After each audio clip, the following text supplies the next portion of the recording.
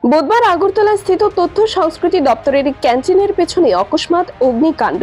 জানা যায়, ক্যান্টিনের পেছনে পড়ে থাকা কিছু পরিত্যক্ত বোর্ডের মধ্যে আগুন ধরে যাওয়াতেই এই অগ্নিকাণ্ড।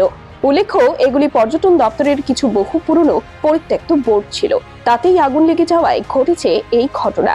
উক্ত ঘটনায় ক্যান্টিনের কিছু অংশ পড়ে গিয়েছে। তবে ঘটনার খবর পেয়ে সঙ্গে সঙ্গে ঘটনাস্থলে পৌঁছায় 3টি দমকলের ইঞ্জিন, আর তাতেই রক্ষা পায় গোটা ক্যান্টিন সহ অফিস চত্বর।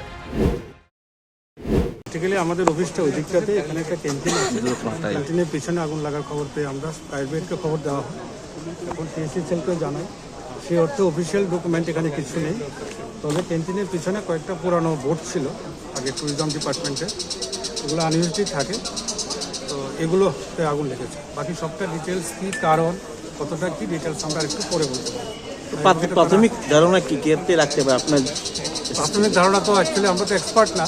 তবে এক্ষেত্রে ফায়ার সাথে কথা বলেছি, দুটোই অপশন থাকতে পারে। যদি কোনো কারণে ইলেকট্রিকে কিছু হয়, অথবা যদি এখানে কোনো কারণে, যেহেতু ক্যান্টিনের পিছনে আছে, ক্যান্টিনের ভিতরে কোনো টেস্ট নেই, কোনো কারণে আগুন লেগেছে কিনা সেটা একটু কারণটা জানার পরে আমরা বলতে পারি। স্যার, এটা যদি রাতের দিকে লাগতো তো বড় একটা আশঙ্কা ছিল। কোনো সময় তো আগুন লাগা ঠিক না, রাতের দিকে লাগলে অত ভয়ঙ্কর কিছু হতে পারতো বা ভয়ের থাকতে পারে। তো ভালো, আমরা সবাই এখানে ছিলাম এবং খুব তাড়াতাড়ি স্টেপ নেওয়ার কারণে খুব অল্প সময়ের মধ্যেই আপনারা ছিলেন, এখানে আছে।